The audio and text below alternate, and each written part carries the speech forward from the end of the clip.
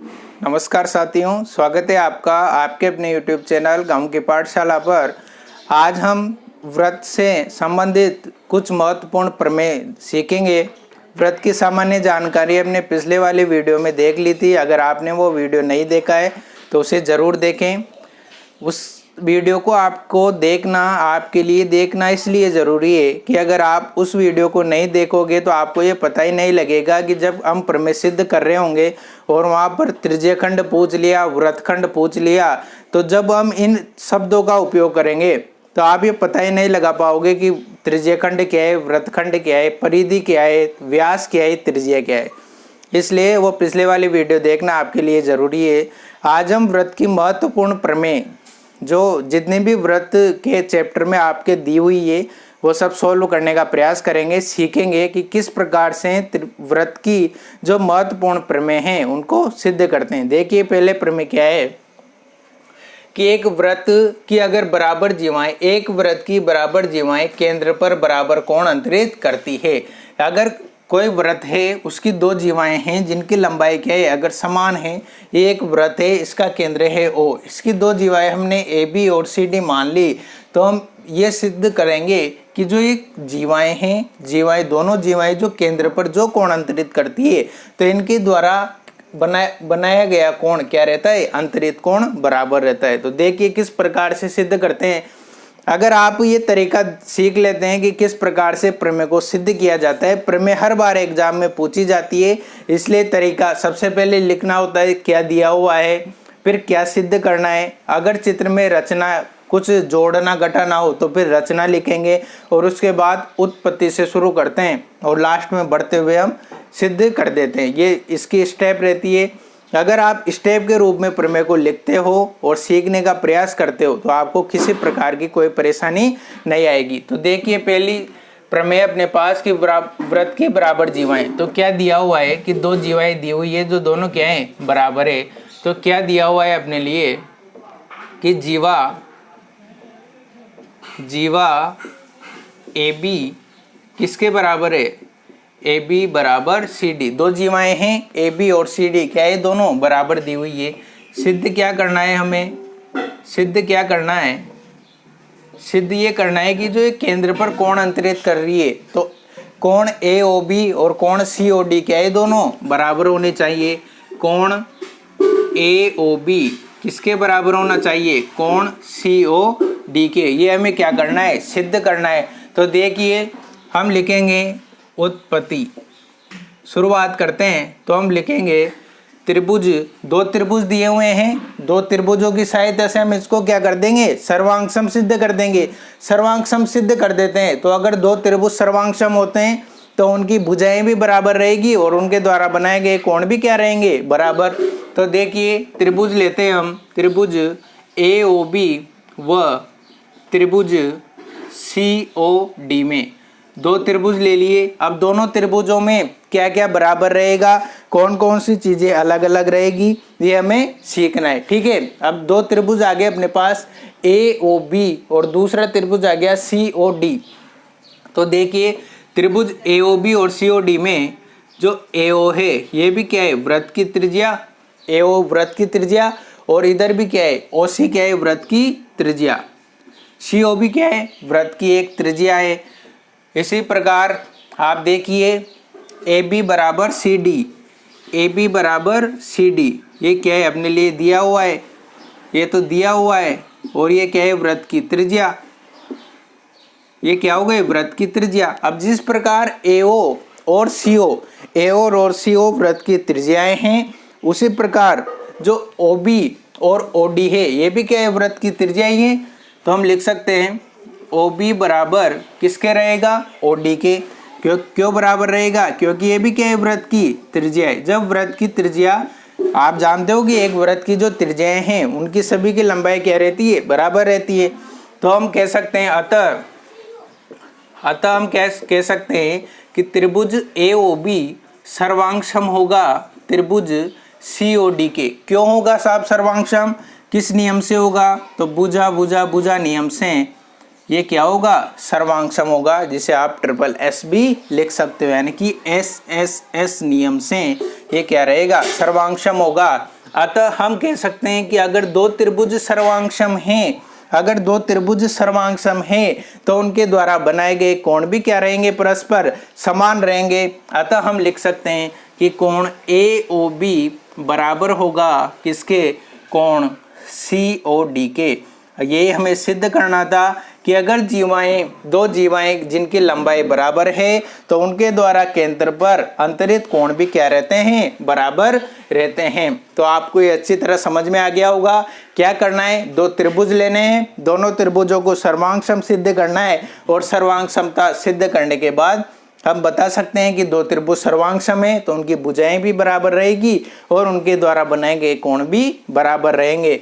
ये प्रमेय अपने 12.1 वृत्त की बराबर जीवाएं केंद्र पर समान कोण अंतरित करती है। अब देखिए इसकी विलोम प्रमेय। देखिए पहली प्रमेय का विलोम है कि यदि एक वृत्त की जीवाएं केंद्र पर समान कोण अंतरित करती है तो वो जीवाएं भी परस्पर क्या होगी, बराबर होगी। डायग्राम यही बनेगा कि दो जीवाएं हैं AB, अगर ये केंद्र पर समान कोण अंतरित कर रही है तो इसका विलोम ये होगा कि अगर, पहले तो हमने सीखा कि अगर दो जीवाएं जिनकी लंबाई बराबर हैं तो वो केंद्र पर भी समान कोण अंतरित करती है। अब इसका विलोम है अगर दो जीवाएं केंद्र पर समान कोण अंतरित करती है, बनाती है, तो उन दोनों जीवाओं की लंबाई भी क्या रहेगी, बराबर रहेगी। तो देखिए सिद्ध करना है, बिल्कुल आसान है। किस प्रकार सिद्ध करते हैं, पहला पद क्या है, अपने स्टेप क्या है, पहला सबसे हम पहले क्या लिखते हैं, हम दिया है, क्या दिया हुआ है अपने लिए, वृत्त की जीवाओं द्वारा केंद्र पर अंतरित कोण बराबर हैं, यानी कि अपने लिए दिया हुआ है कि कोण AOB किसके बराबर है, कोण COD के बराबर है। जो कोण AOB है इसे आप कोण OB लिख सकते हो, लेकिन दोनों तरफ कोण O हो जाएगा, इसलिए मैंने पूरी तरह से लिख दिया कि कोण AOB किसके बराबर है, कोण COD के दिया हुआ है। अब देखना है नेक्स्ट पॉइंट रहता है अपने पास सिद्ध करना। क्या सिद्ध करना है कि जो दो जीवाएं हैं इनकी लंबाई क्या रहती है, AB बराबर किसके रहेगी, CD के। तो देखिए उत्पत्ति क्या रहेगी, अब क्या सिद्ध करना है हमें, तरीका क्या है, जब दो कहीं भी त्रिभुज दिख जाए पकड़ लो दोनों त्रिभुजों को, सर्वांगसम सिद्ध कर दो। अगर त्रिभुज सर्वांगसम होंगे तो उनकी भुजाएं भी बराबर रहेगी, उनके द्वारा बनाए गए कोण भी क्या रहेंगे, बराबर रहेंगे।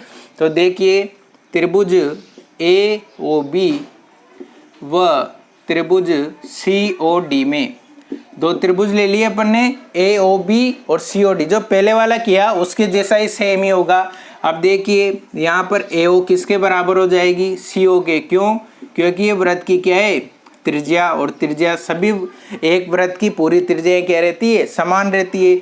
इसी प्रकार आप देखिए AB भुजा किसके बराबर रह जाएगी, जो AB भुजा है, AB भुजा किसके बराबर आ जाएगी,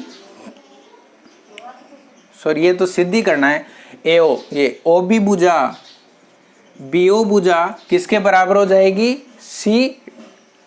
जो BO भुजा है वो किसके बराबर हो जाएगी, OD भुजा के। ये भी क्या है, वृत्त की त्रिज्या। और क्या दिया हुआ है, हमें दिया हुआ है कि कोण AOB किसके बराबर है, AOB किसके बराबर है, COD के। दिया हुआ है कोण AOB बराबर है कोण COD के। ये क्या हुआ है, ये दिया हुआ है। ये आपको कोष्टक में लिखना जरूरी रहता है कि ये कहाँ से लिखा अपन ने, ठीक है, तो ये लिखना जरूरी रहता है। अब देखिए हम कह सकते हैं कौन से नियम से, त्रिभुज AOB सर्वांगसम है त्रिभुज COD के, कौन से नियम से, SAS नियम से, भुजा कोण भुजा नियम से। आप जानते हो इसे, भुजा कोण भुजा नियम से दोनों त्रिभुज सर्वांगसम है। अगर दोनों त्रिभुज सर्वांगसम हैं तो उनकी भुजाएं भी क्या रहेगी, बराबर। अतः AB बराबर क्या रहेगा, CD। हमें यही सिद्ध करना था कि अगर दो कोण केंद्र पर अंतरित कोण बराबर हैं तो उनकी जीवाओं की लंबाई भी क्या रहेगी, समान रहेगी। अब देखते हैं नेक्स्ट प्रमेय। नेक्स्ट प्रमेय में क्या करना है हमें, देखिए नेक्स्ट प्रमेय क्या है अपने कि एक वृत्त के केंद्र से जीवा पर डाला गया लंब जीवा को समद्विभाजित करता है, यानी कि दो बराबर भागों में बांटता है। ये केंद्र है, केंद्र से एक जीवा AB ले रखी है, इस पर एक लंब है, वो जीवा को क्या करता है, दो बराबर भागों में बांटता है। तो हमें सिद्ध क्या दिया हुआ है, हमें क्या दिया हुआ है, हमें दिया हुआ है कि जो OP है वो किस पर लंब है, AB भुजा पर लंब है, AB जीवा पर लंब है, यानी कि 90 डिग्री का कोण बना रहा है। उसके बाद हमें सिद्ध क्या करना है, हमें सिद्ध करना है कि जो ये लंब डालने के बाद लंब जीवा को समद्विभाजित करता है, यानी कि दो बराबर भागों में बांटता है। तो हम लिखेंगे क्या सिद्ध करना है हमें कि AP बराबर होगा BP के, ये हमें सिद्ध करना है। तो देखिए आपको यहाँ आकृति में त्रिभुज नहीं दिख रहे, तो सबसे पहले क्या रचना करनी पड़ेगी प्रमेय को सिद्ध करने के लिए, तो वो देखते हैं रचना। पहले तो डायरेक्ट बन रहा था, तो रचना करने के लिए क्या है, O को सबसे पहले A बिंदु से मिलाएंगे, फिर O को B बिंदु से मिला देंगे। तो रचना में लिखेंगे हम कि O को A व B बिंदु से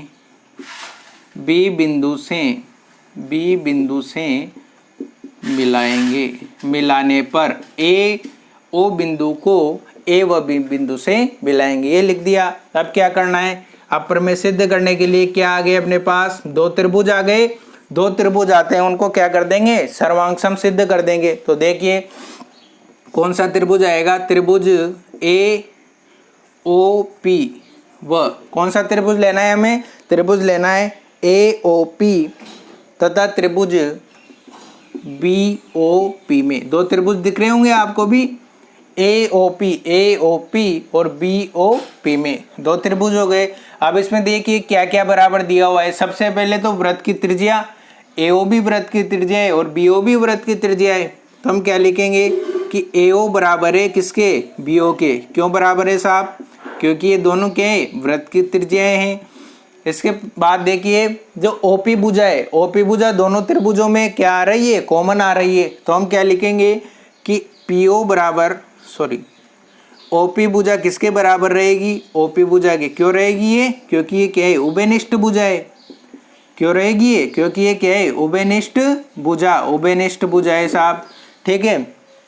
और क्या दिया हुआ है अपने लिए कि OP लंबवत है AB पर, यानी कि जो APO कोण है वह किसके बराबर है, BPO कोण के। तो हम लिख सकते हैं कि कोण APO, क्या लिख सकते हैं हम कि कोण APO बराबर है किसकी कोण, जो APO कोण है वो BPO कोण के बराबर है। क्यों बराबर है, क्योंकि दोनों 90 डिग्री है। कोण BPO क्यों है, क्योंकि ये 90 डिग्री है, या यहाँ लिख दो आप दिया हुआ है, क्यों है ये दिया है, दोनों के समकोण। अतः त्रिभुज AOP सर्वांग सम त्रिभुज BOP के किस नियम से, अब यहाँ पर ये क्या है 90 डिग्री है, तो हम लिखेंगे समकोण कर्णभुजा। कौन से नियम से, समकोण कर्णभुजा नियम से। ये क्योंकि 90 डिग्री आ गया, एक लंबवत आ गई, तो हम कौन से नियम से लिखेंगे इसे, समकोण कर्णभुजा नियम से। ये दोनों क्या है, त्रिभुज समरूप है। अगर दो त्रिभुज समरूप हैं तो उनकी भुजाएं भी क्या रहेगी, बराबर। तो हम लिख सकते हैं कि अगर दो त्रिभुज समरूप हैं, अगर दो त्रिभुज समरूप रहेंगे तो उनकी भुजा भी क्या रहेगी, बराबर, यानी कि AP बराबर BP। हमें यही सिद्ध करना था। हमें क्या सिद्ध करना था कि AP भुजा किसके बराबर रहेगी, BP भुजा के, ठीक है। तो हम लिख सकते हैं कि जो OP है वो AB भुजा को समद्विभाजित करता है। हम क्या लिख सकते हैं कि OP AB भुजा को, OP AP भुजा को समद्विभाजित करता है, यानी कि दो बराबर भागों में बांटता है, समद्विभाजित करता है। बहुत छोटे छोटे प्रमेय हैं, इंपॉर्टेंट है, आसान तरीके से बता रहा हूँ आपको। क्या करना है, दो त्रिभुज लेने, उनको सर्वांग सम सिद्ध करना है और सिद्ध करना है। तो देखिए नेक्स्ट प्रमेय हम देखेंगे, इसकी 12.3 की विलोम प्रमेय हमें देखनी है, किस प्रकार से इसका विलोम। नेक्स्ट प्रमेय क्या है अपने पास कि किसी वृत्त की एक जीवा, पिछले वाली प्रमेय जो थी उसका विलोम है। क्या कह रहा है कि किसी वृत्त की एक जीवा के मध्य बिंदु को केंद्र से मिलाने वाली जो जीवा होती है, जो रेखा होती है, वह जीवा पर क्या होती है, लंब। एक त्रिभुज है, केंद्र है, एक इसकी जीवा AB है। ये कहना चाह रहा है कि जीवा के मध्य बिंदु यानी कि P को केंद्र से मिलाने, यानी कि पी को ओ से मिलाने वाली रेखा क्या होती है, जीवा पर लंब होती है। तो हम क्या कहेंगे, सबसे पहले हमें सिद्ध करना है, तो सबसे पहले क्या लिखेंगे, दिया है।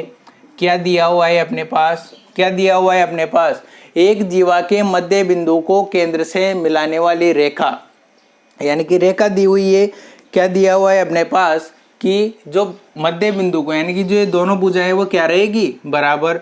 तो हम लिख सकते हैं कि AP बराबर किसके रहेगा, BP के। हमें सिद्ध क्या करना है, हमें सिद्ध क्या करना है कि जो OP है वो लंबवत किसके रहेगा, जो OP भुजा आपको दिख रही है वो किसके लंबवत रहेगी। तो हमें सिद्ध क्या करना है कि OP भुजा लंबवत है AB के। तो सबसे पहले हम लिखेंगे रचना। रचना में क्या करना है, हमें पहले वाले जिस प्रकार ये लिखेंगे कि O बिंदु को A व B बिंदुओं से मिलाया, O को A व B बिंदु से, A व B बिंदु से मिलाया। ठीक है, ये अपनी रचना हो गई। अब हमें क्या करना है, प्रमेय सिद्ध करनी है। तो उत्पत्ति शुरू करते हैं। सबसे पहले दो त्रिभुज लेंगे, त्रिभुज AOP व त्रिभुज BOP में, त्रिभुज AOP व त्रिभुज BOP में एक ही तरीका चल रहा है, कोई परेशानी नहीं है AOP और BOP में। अब देखिए क्या करना है कि AO बराबर किसके रहेगा, BO के। क्यों रहेगा साहब, क्योंकि ये वृत्त की क्या है, ये वृत्त की त्रिज्याएं हैं। इसी प्रकार क्या दिया हुआ है अपने लिए, अपने लिए दिया हुआ है कि AP बराबर किसके है, BP के। ये दिया हुआ है, ये दिया हुआ है। और OP क्या है, OP बराबर OP, क्यों, क्योंकि ये उभयनिष्ठ भुजा है, उभयनिष्ठ भुजा। ये क्या है, उभयनिष्ठ भुजा है। तो हम लिख सकते हैं कि त्रिभुज AOP सर्वांगसम होगा त्रिभुज BOP के। किस नियम से, भुजा भुजा भुजा नियम से। अब आप भी सोच रहे होंगे कि सर बहुत सी बार तो भुजा भुजा नियम आ जाता है, बहुत सी बार भुजा कोण भुजा, फिर समकोण कर्ण भुजा। तो आपको यहाँ देखना है, अगर ये भुजाएं आ रही है तीनों, तो तीनों भुजाएं आएगी। अगर इसमें कोण आ जाता है तो भुजा कोण भुजा नियम आ जाएगा। ठीक है, तो ये सिद्ध हो गया कि त्रिभुज AOP किसके बराबर है, BOP। अगर दो त्रिभुज सर्वांग सम है तो हम कह सकते हैं, क्या कह सकते हैं कि उनके कोण भी क्या रहेंगे, बराबर। अगर दो त्रिभुज सर्वांग सम है तो हम कह सकते हैं कि ये क्या रहेंगे, बराबर। तो हम कह सकते हैं अतः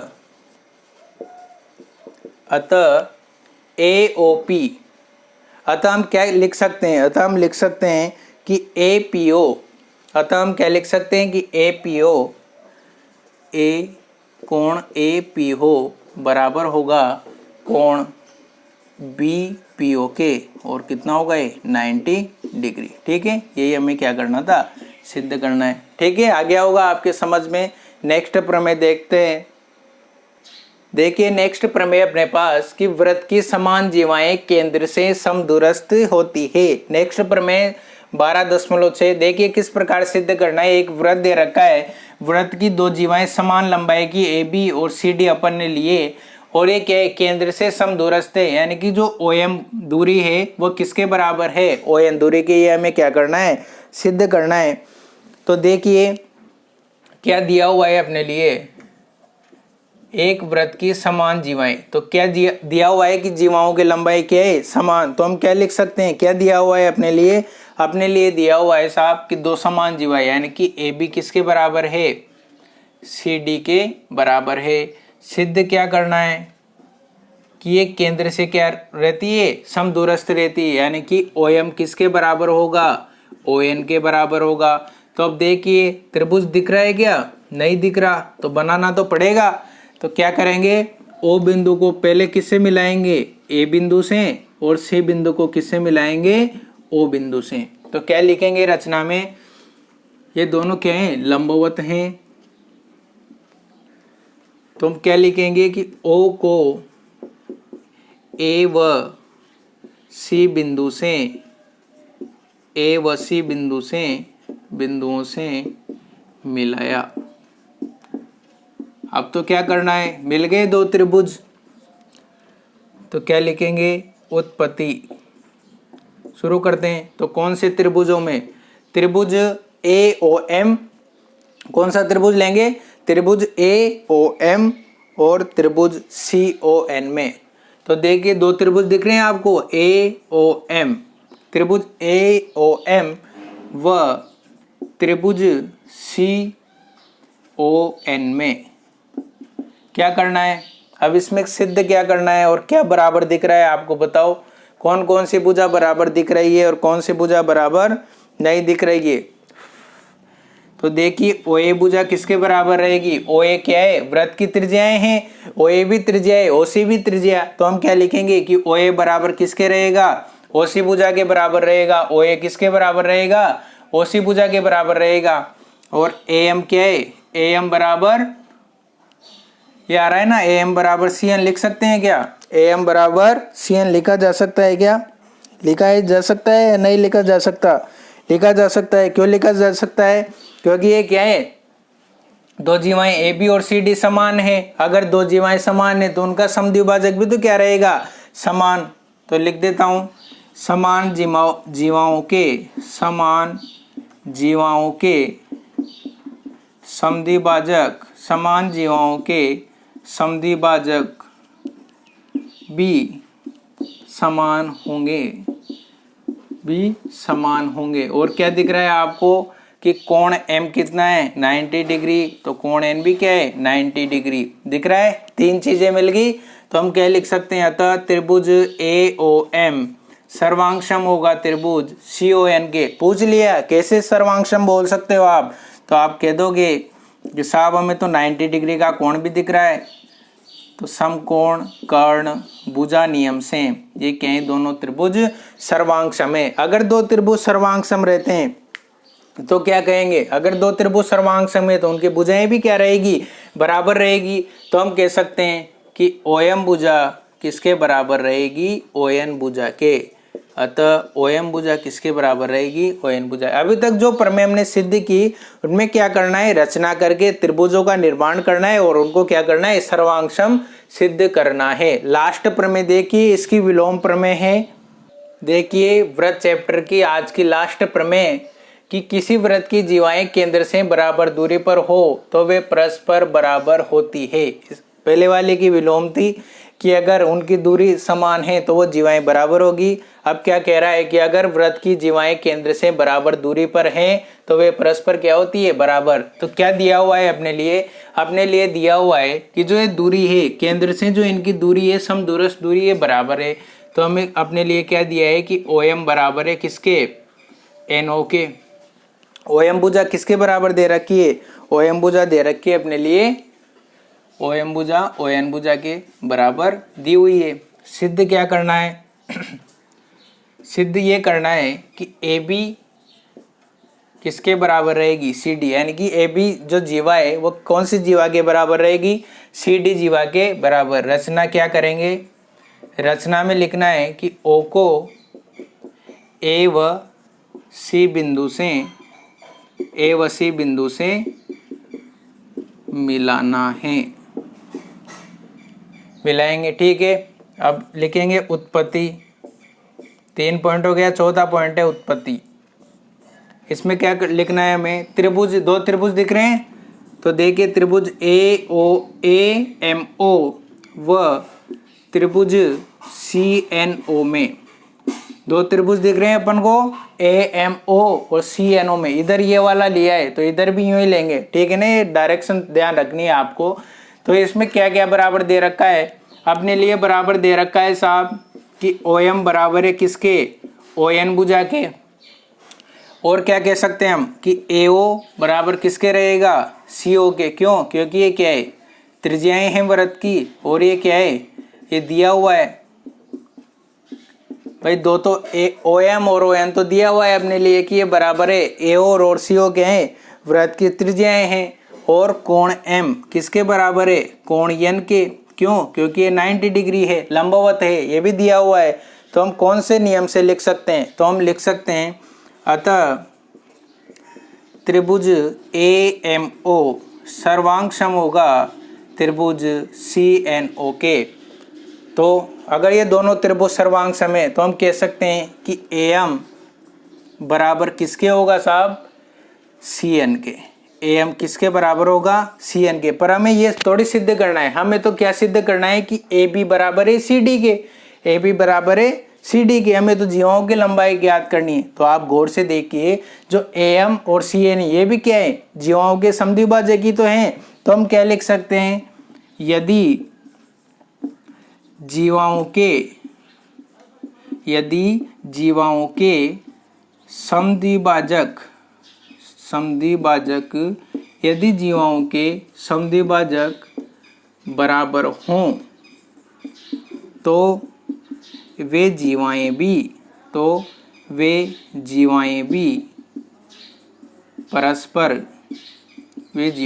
परस्पर बराबर होती है। जीवाएं भी परस्पर बराबर होती है। अतः हम क्या लिख सकते हैं कि AB बराबर CD, हैंड्स प्रो इति सिद्धम। तो आज की क्लास में हमने व्रत से संबंधित जितनी भी प्रकार की प्रमेय थी वो प्रमेय सीखने का प्रयास किया। आशा करता हूँ आपको समझ में आ गई होगी। इनको वीडियो को बार बार देखें और लिख कर याद करने का प्रयास करें। अगर आप आज की क्लास को अच्छी तरह से सीख लेते हैं तो व्रत वाली प्रश्नावली में आपके किसी भी प्रकार की कोई परेशानी याद नहीं आएगी। आपको ये याद होनी चाहिए, प्रमेय की जो परिभाषा है, जो कथन है, वो भी आपको याद होना चाहिए और प्रमेय को किस प्रकार सिद्ध करते हैं ये भी आपको याद होना चाहिए। तो ऐसे ही पढ़ते रहिए और अध्ययन से जुड़े रहिए। तो मिलते हैं नेक्स्ट वीडियो में, तब तक के लिए जय हिंद, जय भारत, धन्यवाद।